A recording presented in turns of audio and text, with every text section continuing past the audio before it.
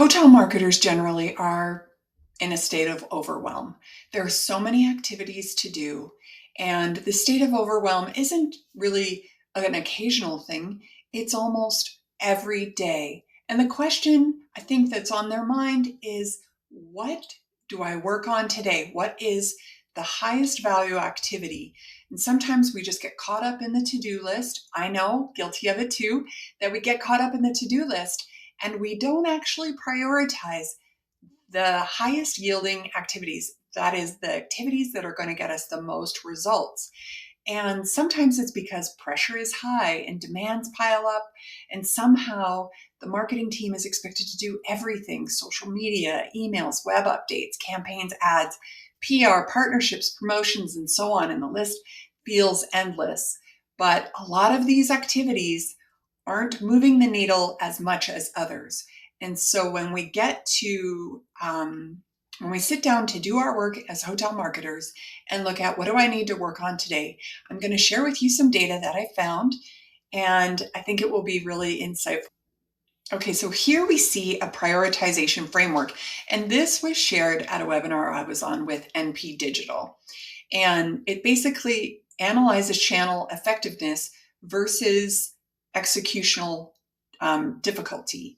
So what we see in the lead here is obviously the website. 63% most effective channel with 40% most difficult to execute. And 40% is really the high mark, the high water mark for most difficult to execute, but you can see social media is in there too, at the same percentage of most difficult to execute. And the yield is slightly lower in terms of being effective. And I know that hoteliers and hotel marketers are largely spending so much time and attention in social media, in cranking the social media machine. And while that's important, there is this other piece that's yielding really high results that's getting left behind.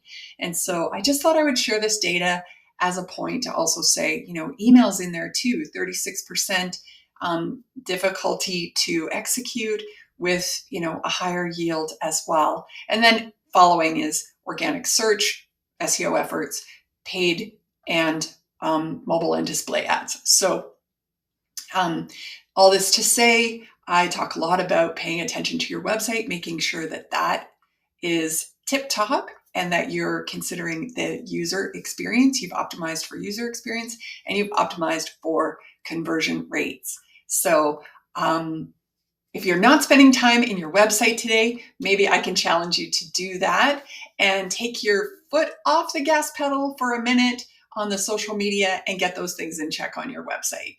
Thanks for watching.